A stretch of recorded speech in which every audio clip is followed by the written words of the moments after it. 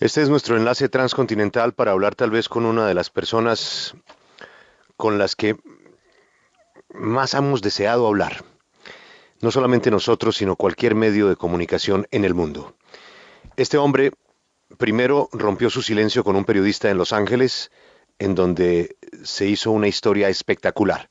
El libro En la boca del lobo, la historia jamás contada del hombre que hizo caer al cartel de Cali. Me refiero al periodista William Rempel, que ha tenido una excelente narración de toda la historia de este hombre. Está en inglés, está en español, At the Devil's Table, para que sepan de qué estamos hablando. Hemos hablado con el periodista quien nos dio algunas pinceladas de lo que fue construir esta historia con Jorge Salcedo. También hablamos con uno de los protagonistas, al aire, William Rodríguez, el hijo de Miguel Rodríguez.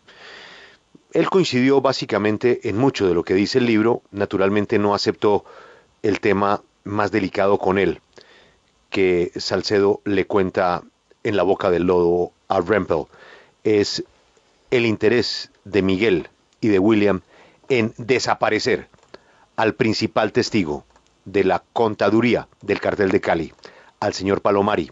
En esa parte William Rodríguez no estuvo de acuerdo. William Rodríguez sí reconoció muchos de los detalles que hay en el libro que son apasionantes. Hablamos privadamente con las otras fuentes del libro, que básicamente son los oficiales de las distintas dependencias de aduanas, de policía, del FBI, de la DEA, que constataron a la W que la historia de Rempel, narrada por Salcedo, es bastante, por no decir al 100% aproximada a la realidad de lo que pasó con la caída del cartel de Cali. ¿Quién es Salcedo? Pues ya contamos su historia. Una persona que un día tomó la decisión de irse a trabajar con los malos y en un momento tomó la decisión de acabar con los malos, para lo cual comenzó a trabajar secretamente en la caída del cartel de Cali. Es el hombre que entrega a Miguel Rodríguez Orejuela a las autoridades colombianas y norteamericanas. Aunque su contacto nunca fue con colombianos, sino con norteamericanos, a él se le debe que Miguel Rodríguez haya sido encontrado en su caleta. Pero a él se le debe que hoy confirmemos esa peligrosísima relación que tuvo el narcotráfico con las autoridades, con los jueces, con la policía, con el ejército y con nuestra clase política que llevó a que el cartel de Cali eligiera un presidente de Colombia. Él fue testigo de excepción de todo lo que pasó entonces. Era la mano derecha, era el jefe de seguridad de Miguel Rodríguez, pero más que eso, era su hombre de confianza. Pues este hombre fue el que entregó a Miguel Rodríguez. Y le quiero agradecer porque es la primera vez en la historia que le vamos a escuchar su voz. No ha concedido jamás una entrevista, jamás, y mucho menos en vivo y en directo. Jorge Salcedo, el hombre que hizo caer al cartel de Cali. Don Jorge, muchas gracias por atendernos en cualquier lugar del mundo donde se encuentre, porque su vida es un absoluto misterio. Y primero que todo, gracias por confiarnos esta entrevista. Muy buenos días. Muy buenos días, don Julio. Sí, en efecto, pues es la primera vez que considero prudente poner claridad sobre algunas cosas y pues le agradezco su interés y a la audiencia que lo acompaña. Así que sí, aquí estoy para usted. Don Jorge, es usted hijo de un brillante general de la República. Contó usted con la posibilidad de una muy buena educación. Tenía usted un entorno para crecer en otro mundo, con otra vida. ¿Por qué razón toma la decisión de irse con los malos? Mire, don Julio, es que lo que a mí me llevó, digamos, a vincularme en este proyecto inicial era, digamos, una actitud frente a el no hacer que tanto ha venido ocurriendo en Colombia. Si usted recuerda, en el libro se narra que en el año 88 participé en la organización de lo que era un asalto a un símbolo de las FARC, que era Casa Verde. Para ellos, Casa Verde era un motivo de proyección internacional y llevaban permanentemente periodistas que en el mundo hacían eco de todo lo suyo. Y era un proyecto pues de que había que hacer algo y pues en una forma secreta y pues con la simpatía, digamos, de algunos miembros de las instituciones armadas, se consiguió información vital sobre la localización exacta de Casa Verde de parte de uno de los pilotos de helicópteros que iban permanentemente allá. Y yo quisiera recordarle a usted que a comienzos del año 88 aparece en Colombia el diario La Prensa. El diario La Prensa debuta con una serie de 4 entregas en las que una periodista narra su viaje bastante difícil a esa localidad. Entonces se confirman muchas de las cosas que no se sabían. La localización exacta de este lugar, en esa época no había GPS, pero había unos sistemas de navegación inerciales que proporcionaban coordenadas exactas, y se buscaba era que con el apoyo de unos mercenarios ingleses se llegara a esa localidad que, muy distintamente a lo que se creía, ahí no estaba el secretariado, eso estaba un poquito lejano, pero ese era digamos, eso era lo de mostrar, ese era el símbolo. Entonces la operación que se iba a hacer era muy corta: llegar al sitio, volar el sitio, incendiar, tomar un video y salir de allí. Era muy riesgoso, pero bueno, eso por otras razones no se hizo. Pero le cuento ese antecedente porque eso se supo internamente de que había un contacto para eso. Entonces luego viene una situación de que a mí me aproxima un muy buen amigo militar y me dice: hombre, ven, vamos a Cali. El libro narra cómo fue la cosa y, en síntesis, lo que a mí me movió a vincularme en este proyecto era que se planteaba ya para entonces una operación con personal sumamente entrenado y muy experto que pudiera acabar con Pablo Escobar en su hacienda de Nápoles. Mucha información habían recogido las personas del cartel, y entonces pues mi razón para vincularme en esto era algo que en cierta forma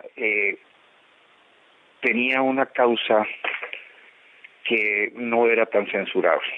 Para entonces ya se sabía quién era el señor Escobar, qué cosas venía haciendo, y pues la historia ya se ha contado de que la operación se llevó a cabo, se estaba llevando a cabo, se despegó y pues lamentablemente un helicóptero cayó y hubo que abortar esa situación.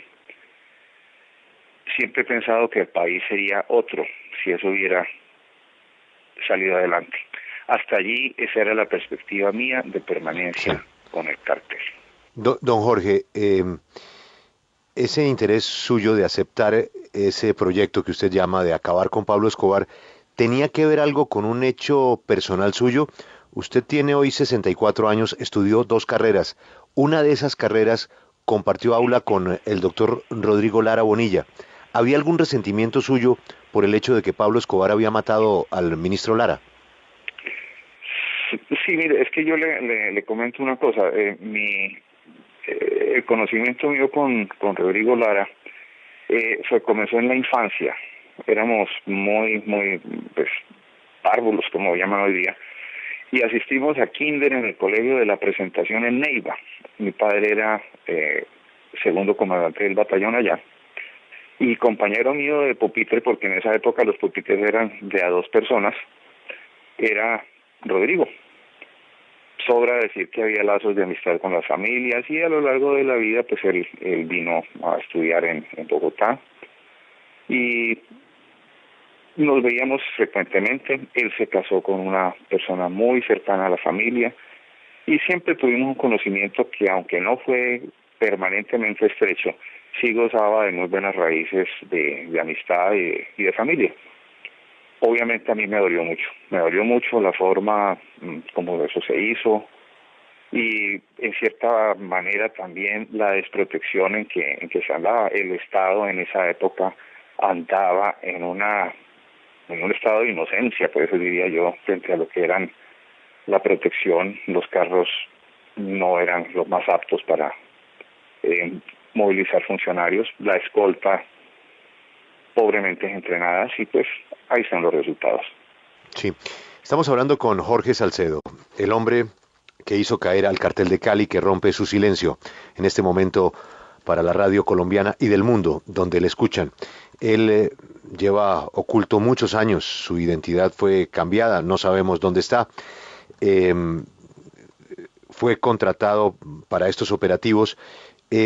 Si se abortó la operación esa del helicóptero, sí nos gustaría conocer su versión de cómo cae Pablo Escobar. Tenemos varias versiones en donde indiscutiblemente el apoyo del cartel de Cali fue determinante, pero ¿quién es el verdadero responsable de dar con el sitio donde está Pablo Escobar?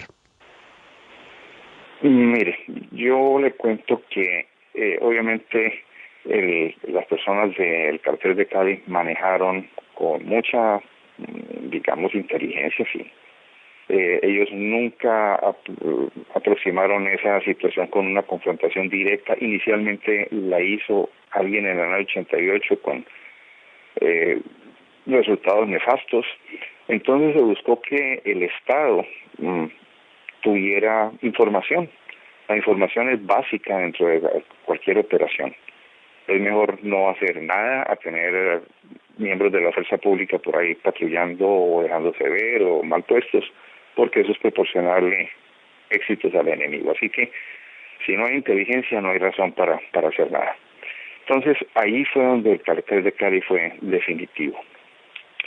En primer lugar se establecieron contactos con las personas de mando dentro de muchas de las instituciones, y al hacer esto quiero aclarar, no fue la generalidad de los comandantes las que tuvieron contacto con ellos, pero sí hubo gente clave, muy importante, que tenía una acción determinante pues en las órdenes y las operaciones. Entonces, ¿a qué se redujo digamos, la operación? Número uno, se estableció en Medellín una serie de personas encargadas de penetrar, de tomar cercanía con los comandantes implicados. Pero en esa época, esa persona permanecía en el interior de la guarnición en donde se adelantaba pues todos los operativos, y esta persona pues participaba como muchos otros. Eso yo le diría, eso fue un caos lo que hubo allá, porque allá había gente de todas las instituciones de países extranjeros prestando apoyo, más muchas de las nacionales. Estaba, yo diría, todas las que tenían algo que ver de funciones de inteligencia, al punto de que muchas no sabían quién era quién, y eso se aprovechó. ¿En qué contribuyó el cartel? Principalmente en el suministro de unos equipos de localización sumamente avanzados. El cartel contribuyó también con carros robados. En Venezuela eso era un permanente flujo de carros robados desechables. Y eso existía también un suministro de armamento desechable para llevar a cabo cuanta acción no muy mostrable se adelantaba ya. Aparecieron también por esa época los pepes, que tenían dentro de sus miembros personas que estaban amparadas por la ley. Pero pues eso fue, digamos, una política que se determinó de ablandamiento, en la cual eso se adelantaba en Medellín. Pero en cuanto a ¿Quiénes fueron las personas que participaron en eso? Pues ya la historia también lo conoce.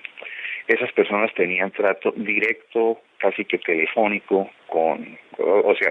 casi que diario, trato telefónico y por otros medios de comunicación bastante avanzados que se tenían allá, en las que se coordinaban, se entregaban suministros y obviamente no solo suministros, sino dinero en cantidades inmensas para lo que se necesitara. Eso obviamente no tenía control de nada. Y una cosa le da a usted la idea de cómo fue eso. La primera persona en enterarse de cuándo cayó Pablo fue Miguel, que lo llamó directamente desde su comando, la persona encargada de eso. Uno de sus miembros familiares fue quien participó en eso y se ha dicho, yo nunca lo oí allá, de que fue la persona que tuvo la situación en la que tuvo que dispararle a Pablo. Eso ha sido un secreto bastante guardado y demás, pero pues sí, sobra decir que, o sea, le quiero comentar una cosita. La primera persona a quien Miguel llamó a contarle fue a mí. Acto seguido llamó a Palomar, o el Palomar estaba allá. Siria. Pero tengo una curiosidad. ¿Quién le disparó a Pablo Escobar? Nunca supe, nunca trascendió y era una pregunta como que no venía al caso, ¿no? Eso no se sabe. Fueron miembros del grupo de asalto que llegó allá, eso sí. Ahora cuénteme una cosa, ingeniero. El expresidente Álvaro Uribe ha tenido unas confrontaciones con el expresidente César Gaviria, ataques propios de expresidentes, y tiene una constante en su discurso. Es que César Gaviria fue cómplice de todo lo que pasó. Es decir, que todo lo que usted nos está contando lo sabía el presidente de la República. ¿Eso es cierto? Bueno, yo parto por hacer decir una cosa que si no la digo me siento mal.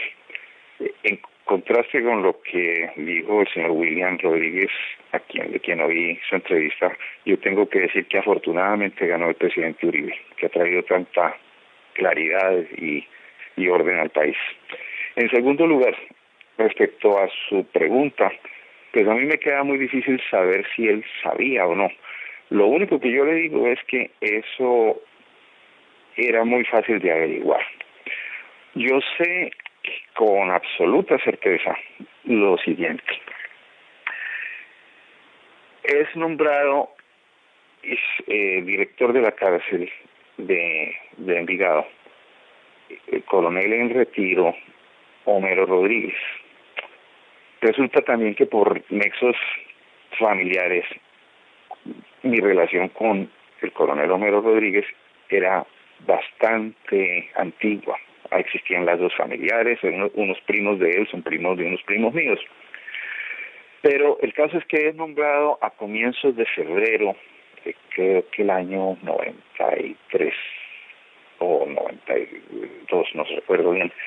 Es nombrado director de la cárcel de Envigado. De inmediato lo llamo a Homero y le digo, veámonos en Bogotá, en casa de mi padre. Voy al día siguiente, que resulta ser un sábado, y le digo, mira Homero, está pasando allá lo siguiente.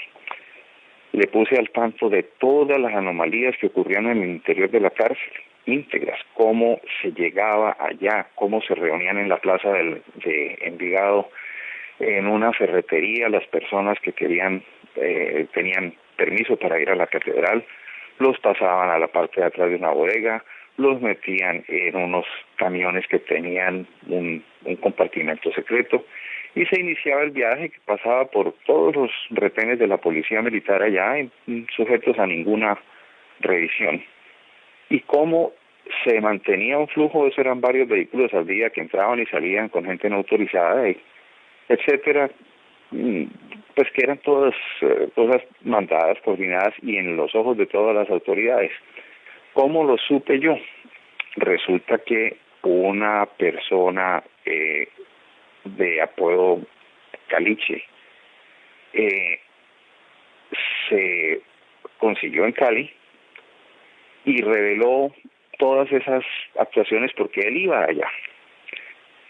Entonces, en esos días, yo quise corroborar información interna que él daba, y se coordinó que yo pudiera llegar a la misma catedral a bordo de un helicóptero de la policía transportando a un juez para una diligencia que había autorizado Pablo Escobar que llegara el juez. Esas eran las condiciones. El Estado había perdido total derecho de visitar ese territorio si no estaba autorizado por ese señor. El caso es que yo voy allá uniformado como copiloto, con un casco grande de unos que tapan casi toda la cara con el protector de visión, y mis ojos están puestos en la confirmación de 3 daticos importantes. 1, nadie sabía, y este señor me lo proporcionó, se estaba construyendo una casa de muñecas para la hija Manuela del señor Escobar. Y otro, tal vez el caso más importante, el hecho más importante, este señor me había dicho, en la parte trasera, cerca de la casa esta, y hacia el bosque, existe un sector que carece de cerca. Ahí usted va a ver un hueco. Si alguna vez va allá, ve un hueco. El caso es que yo voy, y efectivamente el aterrizaje tiene, pues el aterrizaje dura escasamente lo necesario. Gente se pone como en torno al helicóptero mirando, pero el juez hace su salida, nadie lo intercepta, se sabía que eso iba, sale su secretario con los documentos y equipo, pero para entonces yo ya he visto si existe la casita y si existe el hueco en la parte trasera. Días antes, yo había también, cuando esa información me llegó inicialmente, yo le pedí a un buen amigo, oficial del ejército, le dije, mira, tengo esta información, ¿por qué no te desplazas a Medellín y me averiguas esto? Él se fue un viernes y llegó el domingo y me dijo todo lo que yo sabía respecto al perímetro, a cómo era la comunicación. Existían unas frecuencias dadas por Escobar entre su lugar y los comandantes de los retenes. Así que pues, si yo lo supe estando en Cali sin necesidad de moverme, ¿cómo no lo va a saber personal del gobierno? Yo le conté todos esos datos a Homero Rodríguez, que había sido mano derecha de, número 1, el general Maza cuando estuvo en el DAS. Número 2, fue el jefe de seguridad de la campaña del presidente Gaviria. Número 3, cuando nos encontramos en Bogotá. Le cuento todo esto a Homero y él me dice, hombre, te agradezco mucho, pero pues 1, yo no he aceptado todavía.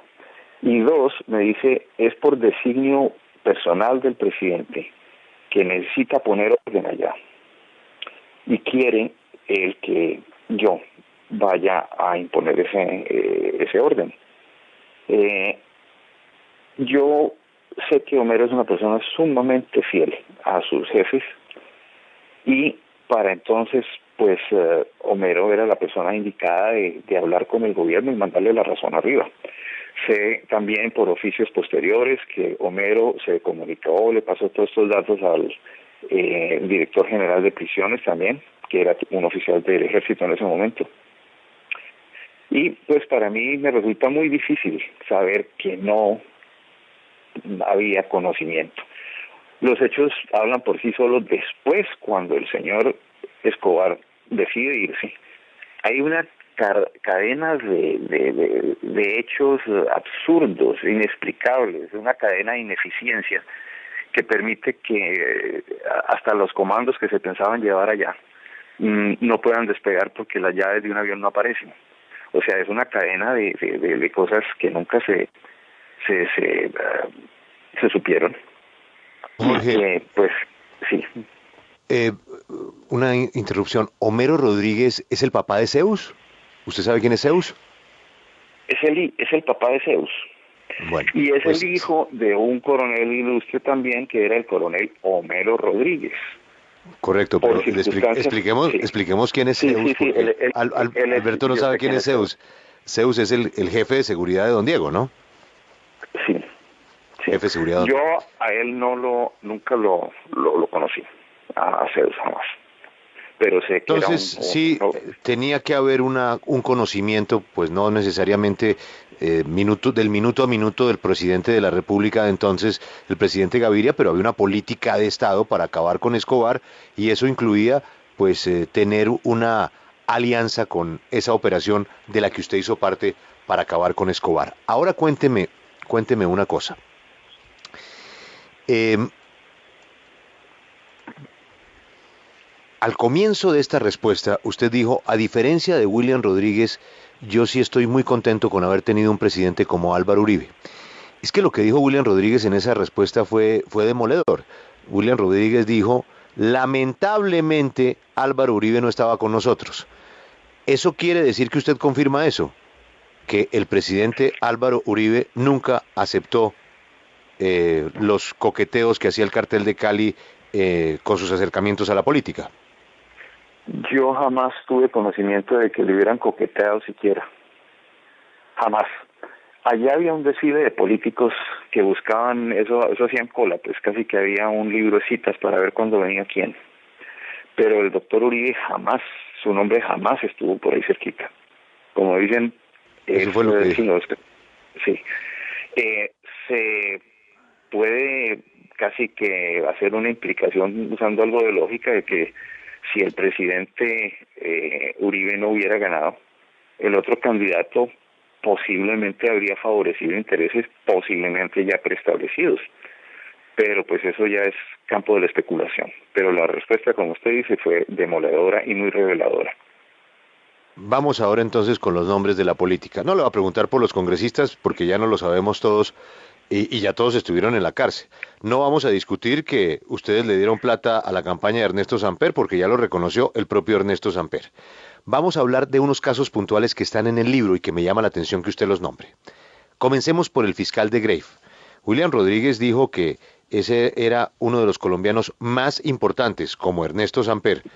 Eh, exactamente qué pasó con el doctor de Grave y las posibilidades que se esfumaron para hacer un negocio con los Rodríguez. ¿Cuál fue la conducta del doctor de Grave que él pues buscaba desde la Fiscalía General de la Nación explorar caminos para el desmonte del cartel de Cali que desafortunadamente no se dio?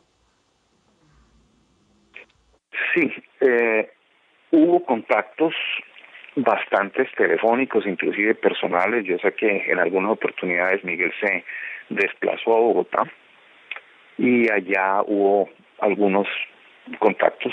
Eso lo supe por personas que lo acompañaron en esa reunión. En mi opinión, el doctor de Grace tenía la mejor voluntad por pasar por encima de muchas minucias y mirar con mayor perspectiva el desmonte del cartel, pero no para favorecer los intereses inmediatos, personales, sino de una manera grandiosa, pues buscar que viniera un ejemplo para el desmonte de una política, casi que desmonte. Y una de las cosas que pidió el doctor era que no solamente el cartel, sino que aprovechando la influencia de estos señores sobre los grupos narcotraficantes, se procurara pues el desmonte y que se renunciara a esa actividad, dando algunos plazos humanamente entendibles, pues de que nada sucede de la noche a la mañana. Muy contento vino Miguel de esa reunión y buscó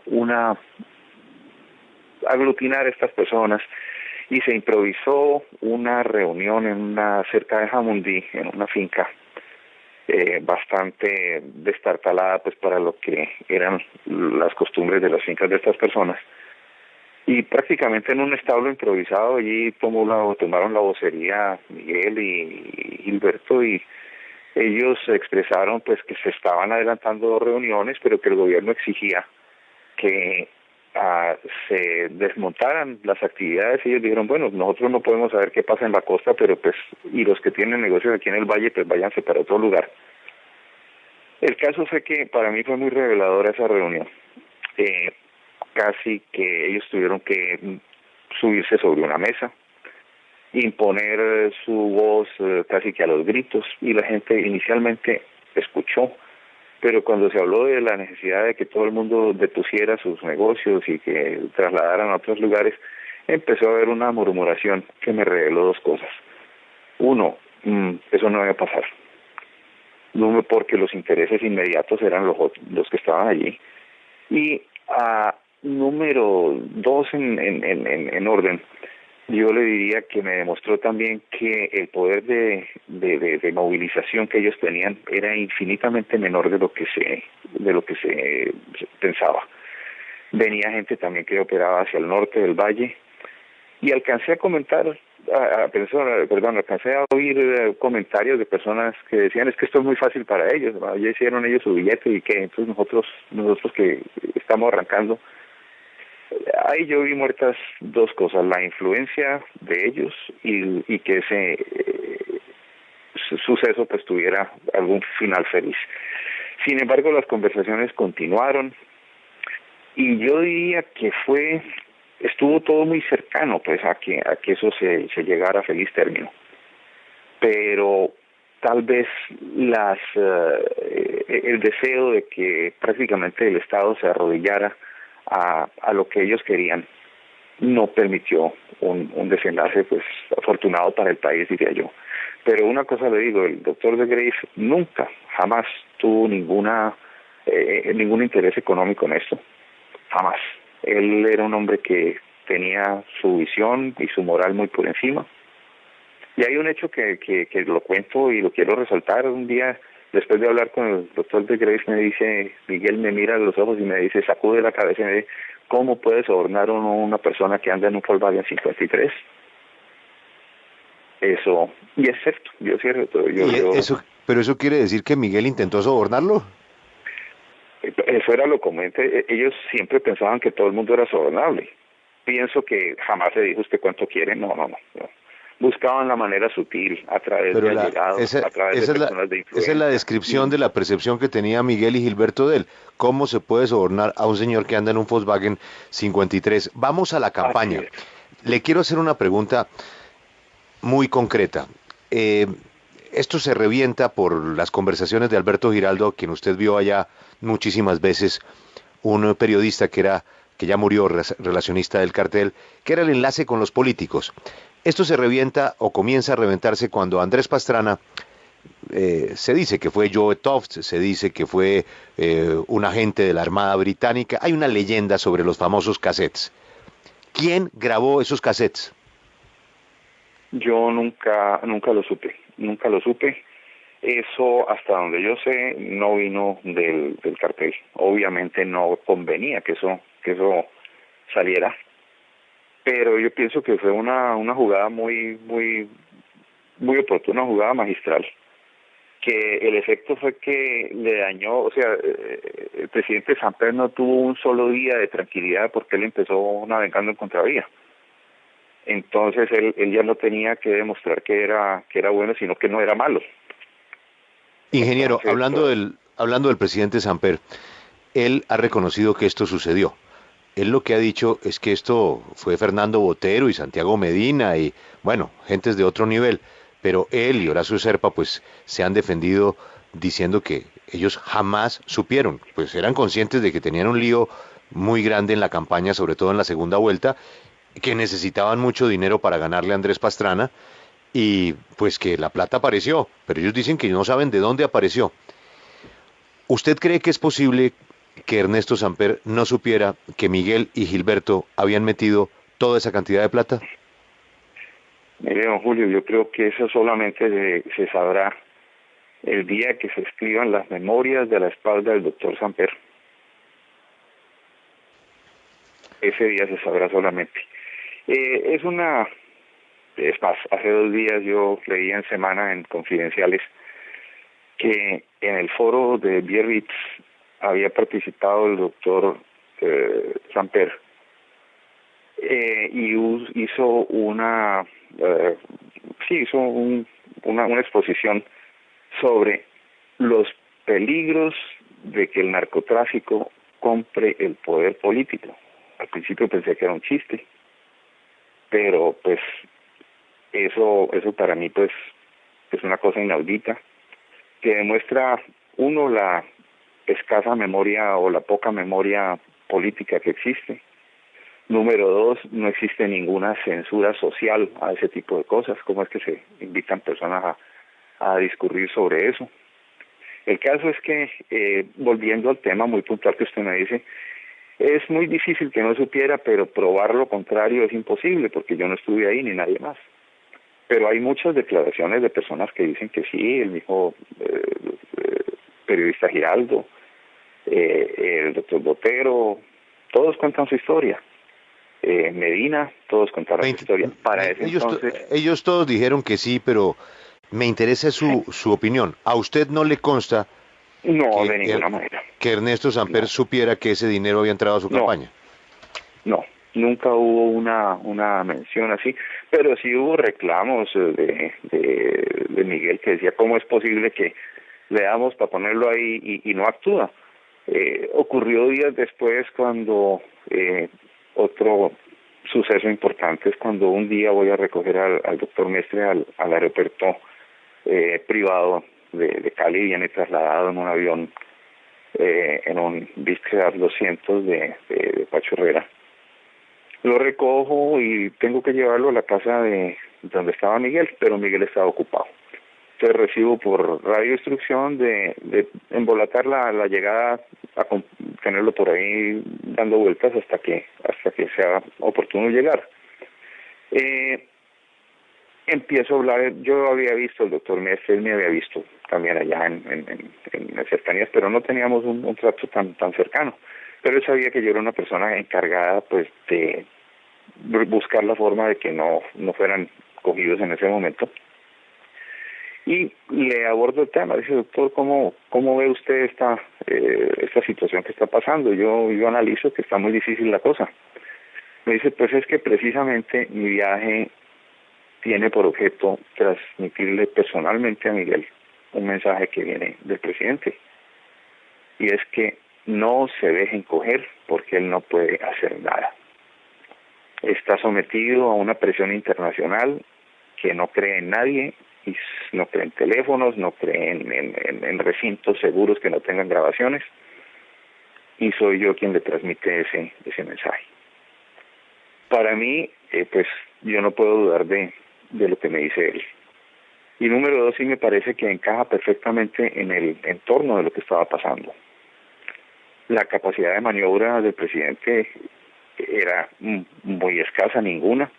Él estaba sujeto a escrutinio de muchas entidades, personas que lo vigilaban, y lo vigilaban a toda hora. Y para él habría sido pues muy difícil si se le llega a interceptar una comunicación personal. Se evitaron esas comunicaciones. Yo sé que ellos en persona no hablaban, sino a través de emisarios. Miguel y Gilberto nunca hablaron ni con Horacio Serpa ni con Ernesto Samper. Que yo sepa, no. Que yo sepa, no. Nunca los vi allá.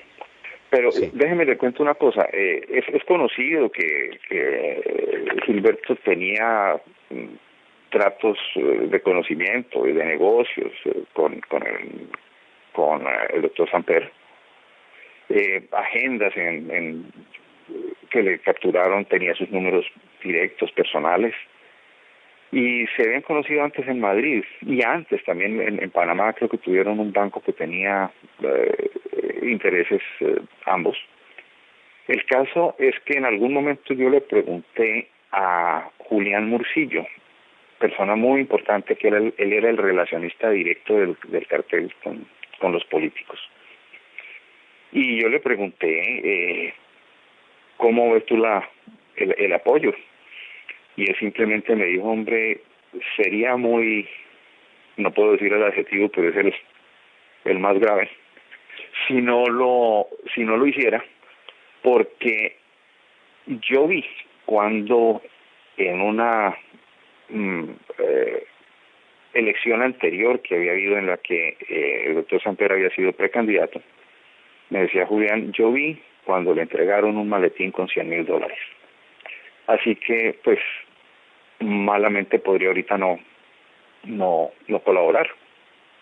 Hasta allí las comillas de lo que me dijo. Vamos al tema de Mestre, que era uno de los hombres pues más importantes del Partido Liberal. Era varias personas, el contralor Rodolfo García, bueno, una cascada de senadores y representantes a la Cámara. Toda esa gente iba a pedir plata allá a Cali, usted los vio a todos allá. Pero ese mensaje que le transmite a usted Mestre, mientras que usted lo embolata, ¿qué pasa después? ¿Mestre se reúne con Miguel y se lo repite? Sí, o sea, yo simplemente llevo al doctor Mestre al lugar secreto donde está Miguel. No participo de la conversación, yo no soy, o sea, yo escuché, vi, estuve, analicé todas esas cosas porque se hacían en una cercanía muy próxima a donde yo estaba. Alcanzaba a oír, era una de las casas que tenía Miguel para vivir y reunirse. Y sí, yo tomaba nota y hacía apreciaciones de situación, que esa era parte de lo que yo consideraba como mis funciones. Y que lo que usted está contando es gravísimo porque en ese momento el doctor Mestre era senador y Miguel Rodríguez, su jefe, era el hombre más buscado de Colombia. Pues así es. Yo no recuerdo qué cargo tenía él, pero sé que era una persona sumamente importante. Además, él es una persona... Un senador de la República montado en un avión de Pacho Herrera y reuniéndose clandestinamente con Miguel Rodríguez para llevarle una razón del presidente, pues no deja de ser un espectáculo bochornoso, ¿no? Es muy bochornoso, pero era un espectáculo que se repetía con frecuencia, no solamente por él, sino otros muchos. Es más, le cuento, el doctor Mestre, pasada la entrevista, hay dos cosas. Embolatando esa situación, él me dijo: hombre, por aquí hay algún cajero, creo que era Conavi o algo así, yo necesito entrar allí. Lo llevé, hizo una diligencia personal, yo lo esperé en el auto. Pero bueno, volviendo al caso, esa misma noche, a las 11, 12 de la noche, él abordó nuevamente el avión de regresó. Pero no resulta muy lógico que una persona como el doctor Mestre haya tenido la confianza de decirle a usted lo que dijo. Pues no resulta lógico, pero es que uno, él me había visto allá. Y dos, yo le hice un preámbulo pues que en cierta forma llamaba a una revelación de esa naturaleza. Yo le dije: doctor Mestre, mi posición nos hemos visto por acá, usted sabe, yo tengo a cargo en estos días la protección inmediata de que Miguel no se ha capturado, y es una labor muy difícil, muy expuesta, pues porque hay un bloque encima, y yo sí estoy interesado por conocer realmente cómo ve usted la situación en términos de presión. Fue cuando él me contestó eso. Ingeniero, escuchan a Jorge Salcedo, el hombre que entregó al cartel de Cali a las autoridades colombianas y norteamericanas. Bueno, realmente el negocio de él fue con los americanos. Y digo negocio porque, por supuesto, él recibió unos beneficios muy importantes que le cambiaron su vida, pero se la cambiaron totalmente. Hoy ni siquiera sabemos con quién estamos hablando.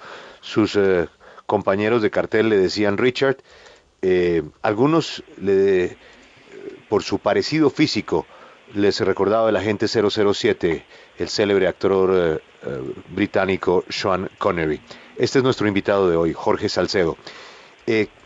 Quiero ir a otro episodio de la misma vuelta que usted dice, que es recoger políticos. Pero antes de eso, Julio, yo tengo una duda, una pregunta volviendo a los cassettes, porque en el libro lo que se destaca es la capacidad suya para evitar que las comunicaciones pudiesen tener un error que llevara a algo como lo que sucedió con los cassettes. En cierta manera eso era como responsabilidad suya. De ahí la duda de si usted había tenido algo que ver con el episodio porque no resulta lógico que una persona que no cometió nunca un error en materia de comunicaciones, sino que evitaba que otros la cometieran, se le hubiese pasado esa. Sí, además No, con es que, un agravante, Alberto y don Jorge. Una de las cosas que se distingue de las especialidades de nuestro invitado es que grababa mucho también, ¿no es así, don Jorge? sí, allá había un centro de grabación y pues en la grabación hay dos hechos. Uno, de orden técnico, que es conseguir que eso se ejecute, pero la parte más importante es escuchar y analizar. Y una vez que uno comienza a analizar, a escuchar y analizar, es muy difícil que otra persona no esté en el cuento, pues, de qué significa qué, y llega un momento en que uno, por el tono de voz, conoce si hay angustia, si está la persona relajada, si la persona está diciendo la verdad, o si se sabe que está siendo escuchada, y simplemente en ese caso se provee una información falsa, pues, para hacer algo de mucho de contrainteligencia, que es desviar a la información hacia puntos erróneos. Pero quiero volver sobre el punto que me hizo la otra persona, y yo le quiero decir es que eso, en primer lugar, venía de un sector que quería poner en evidencia la situación de los dineros en la campaña. A ese momento el cartel era todo lo contrario. Lo peor que le podía pasar es que se supiera eso, o alguna otra cosa que viniera a deslegitimar o deslegitimizar la presidencia del doctor Samper. Así que eso, por lógica, me excluye a mí de todo. Número dos, estaba yo en Cali, no estaba en Bogotá, y no contaba ni con los teléfonos, ni los equipos para hacer eso, ni el interés. Así que queda descartada mi participación. Quien lo hubiera hecho tenía un interés político, pero también yo diría tenía un interés de patria, que era que eso se supiera. Eso lo entiendo yo así. Había un interés como de torpedear exactamente donde tenía que ser la presidencia del doctor Samper, habiendo sucedido eso. Y pues la historia ya se conoce, pues que eso fue el peor de los momentos, y de ahí para adelante todos, porque él tuvo que entrar probando que no era malo. Es una circunstancia muy desfavorable para una presidencia. Ingeniero, usted tuvo que hacer otra vuelta, recoger a Carlos Alonso Lucio y a Ingrid Betancourt. Cuéntenos cómo fue eso. Una tarde, al mediodía, tardecito, como a la 1:30, 2, me llama Miguel y me dice: vaya al restaurante Casa Vieja. No me acuerdo si es Casa Vieja o no. Uno queda cerca, a orillas del río Cali, yendo hacia el zoológico, una casona vieja. Y me dice: ahí está la doctora Ingrid, ¿usted la conoce? Usted dice: pues sí, yo sé quién es ella. Y por ese entonces Ingrid venía sonando mucho con el grupo de los mosqueteros, y etcétera, etcétera. Había pasado por una huelga de hambre, etcétera. Y sí, yo llego allí, están 3 personas: Carlos Alonso, Lucio, a quien yo conocía bastante bien, porque pues no de persona, pero sí de cara, ex miembro del M19.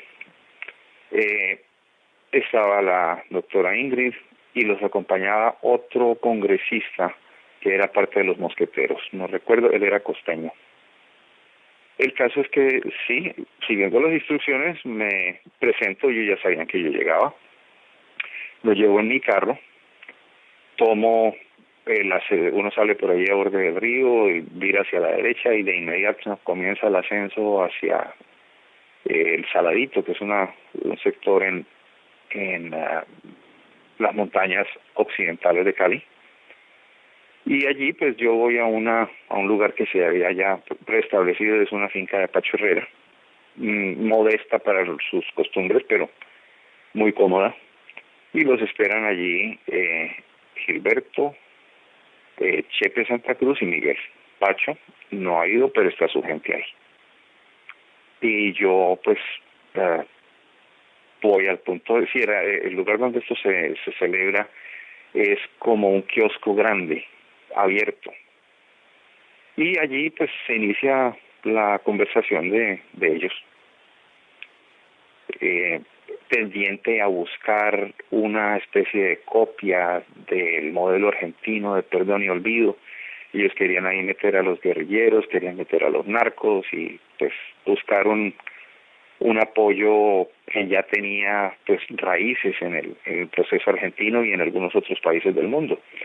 Varios juristas importantes de Cali, catedráticos de universidades, habían sido pagados para ir a Buenos Aires, enterarse de todas las intimidades de ese proceso, y ellos estaban muy bien documentados para buscar apoyo a nivel de clase política de ese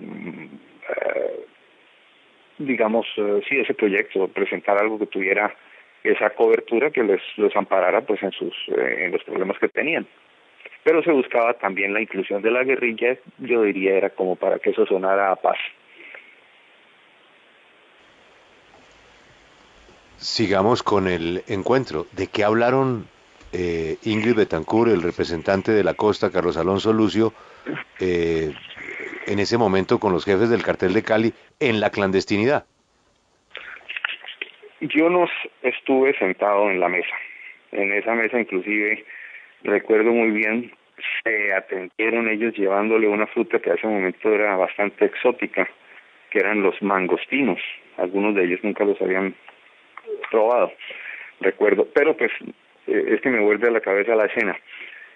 Yo estaba a distancia prudente, pasaba cerca de la puerta de esto porque mi labor era estar vigilando que las personas que yo tenía por ahí cerca dieran una alerta temprana en caso de que se presentara alguna aproximación.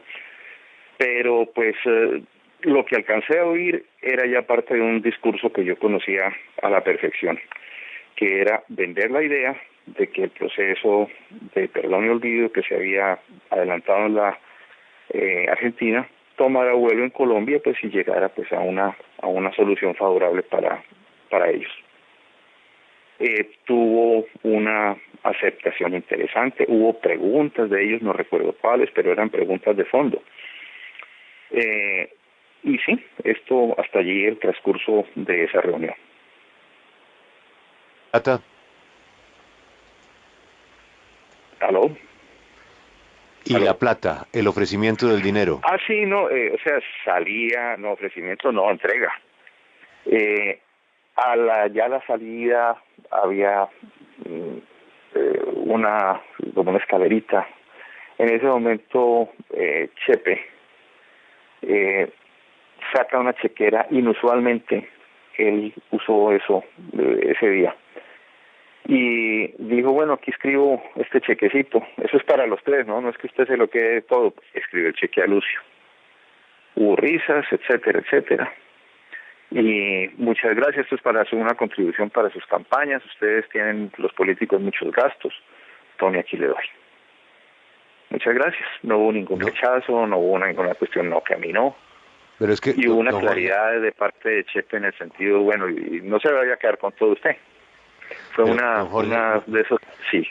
Entienda que lo están escuchando en varios lugares del mundo. Usted nos está contando que unos congresistas en ejercicio toman un vuelo privado, lo recoge el jefe de seguridad ellos han llegado al aeropuerto común y corriente ese día. Ah, bueno. Entonces toman un vuelo comercial, los recoge el jefe de seguridad del jefe del cartel de Cali, los lleva a una reunión con los tres jefes del cartel de Cali en ese momento, con excepción de Pacho Herrera, que manda un delegado, conversan de temas de la política, son congresistas de la República y uno de ellos de su chequera firma un cheque y le entrega 50 millones de pesos. Hasta donde yo vi, aquí hay 50 millones, dijo Chepe. Yo no vi el cheque así como mostrármelo, yo reviso, no, eso no me tocaba. Ahora, después de eso los conduje en el auto, ya eran como las 6, 7 de la noche, y los dejé en la casa de la señora madre de Lucio. Ella vivía en Cali, en la avenida Circunvalación, allí los dejé. Para entonces, dos cosas pasaron. En ese momento se dio,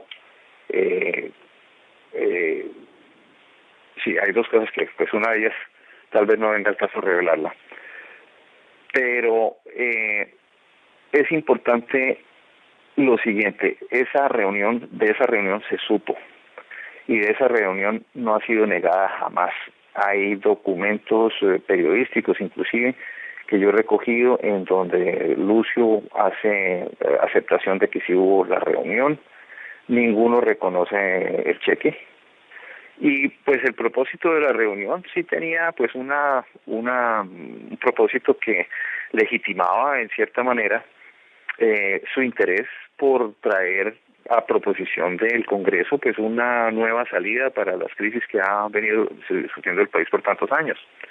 Así que, pero, ingeniero, usted ahí dice que hay un episodio que no quiere contar. ¿Por qué no lo quiere contar? es una cosa como de la vida personal ya de Lucio Ingrid. Sí, bueno. Allí No, sí, eso ya sí, no, no es elegante más contarlo. temas personales no. El general Zúñiga, comandante de las fuerzas militares, el oficial de más alto rango en su momento en Colombia, fue ministro de la Defensa encargado en algún momento. Tenía a su mando el bloque de búsqueda, los hombres de la policía, los hombres de la Armada, los hombres de la Fuerza Aérea, los hombres del Ejército. A mí me queda el sabor, después de leer su libro, que el general Zúñiga estaba en la nómina del cartel. Mire, yo le cuento de eso lo siguiente. Fue Miguel el que me confesó una vez, en una sola palabra, cuando yo le pregunté cómo había hecho él para informarse de un asunto que, si usted quiere, se lo cuento después, de una cosa que era, nadie podía saber eso, y él solamente me dijo, Zúñiga.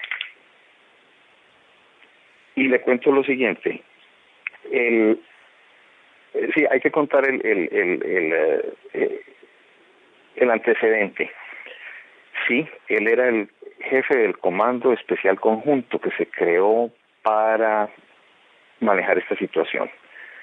Antes de que este comando se creara, habían estado operando los bloques de la policía y de ejército de una manera separada en Medellín. Cuando se mueve el cartel el bloque hacia Cali, o los bloques, se crea el Comando Especial Conjunto por parte del Gobierno Nacional y encargan al segundo comandante del Ejército, en ese momento general Zúñiga, como el encargado de manejar toda la información, coordinar operaciones, etcétera. Hay antecedentes. El señor general Zúñiga había estado al mando de la tercera división en Cali, con sede en Cali. Nunca se supo de ningún contacto personal, pero había vínculos comunes. Había personas que podían estar llevando mensajes y que en efecto pues los hechos lo comprobaron después. Pero la situación que le cuento, y esto lo va a entender muy bien el señor coronel Velázquez cuando oiga esto, suceden las siguientes cosas. Se monta una operación por parte de componente de ejército del bloque de búsqueda y se toma un apartamento en el edificio San Judas, sobre la avenida Sexta, en Cali, al frente de la iglesia de San Judas. Y allí se monta un lugar de vigilancia y escucha, sobre todo, porque queda a unos 200 metros en línea recta de las oficinas de la cadena de emisoras que manejaba la señora Amparo Rodríguez. Dentro de las operaciones del bloque se presenta un allanamiento a ese lugar y en ese momento van personas de la CIA que trabajaba con el ejército también a ese lugar y hacen una, digamos, búsqueda muy somera de documentos. la señora Amparo es sacada de su oficina y permanece vigente en la oficina. Días después se repite ese allanamiento, un poquito más profundo, más demorado, es el mismo procedimiento. Y me llama después Miguel y me dice, vaya a la oficina de mi hermana y usted con sus equipos detecte un transmisor que está en un anaquel de la oficina de ella. Ahí hay un transmisor, vaya y busque el transmisor.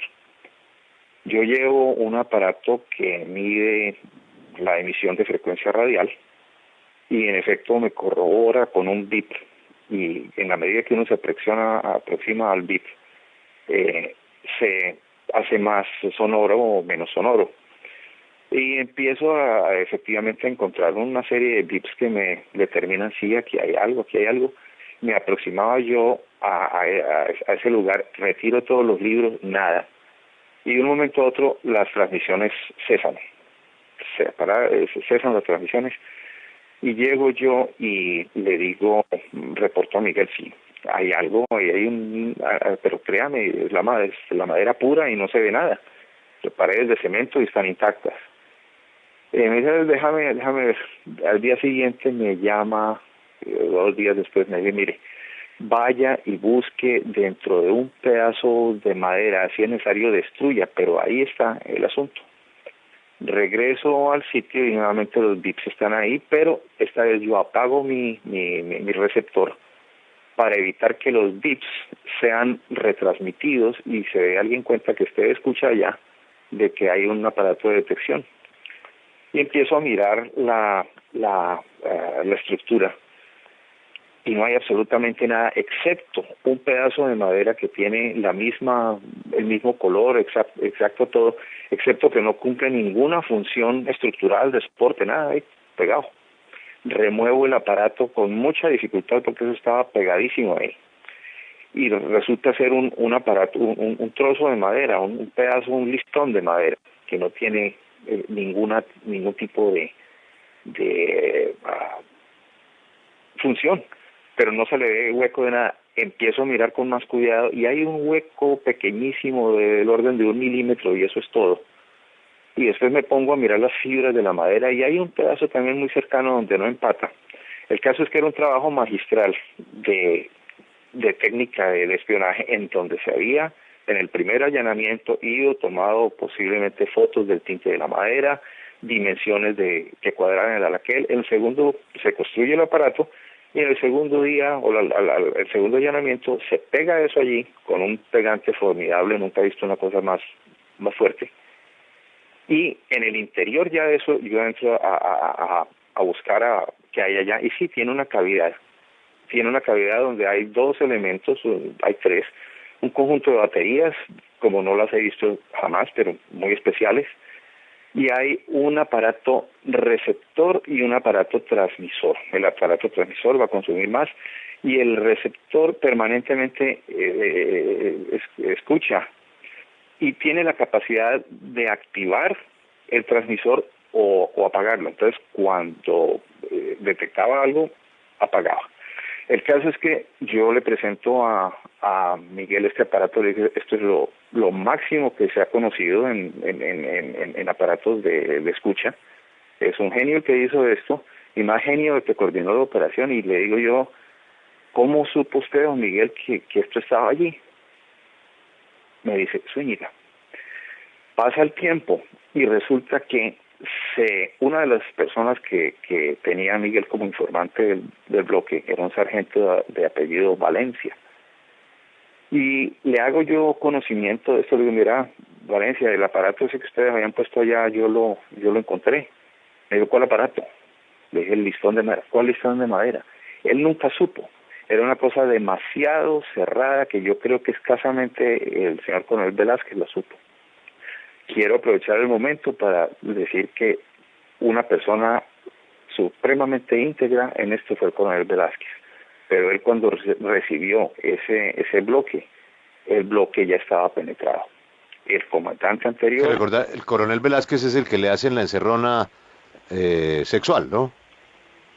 Sí, sí. Sí, pero bueno, ustedes tuvo una falla tenían... humana por ese lado. pero fue una persona que estaba permanentemente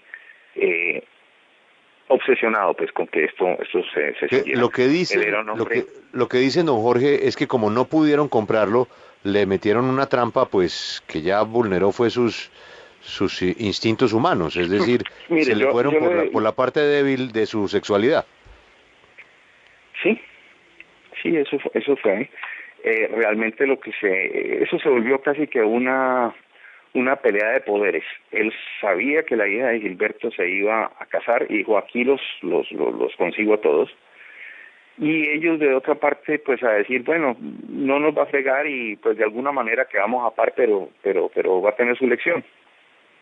Él falló desde ese punto de vista, muy humano, pero... Vamos del general Zúñiga a repartición de plata en la costa.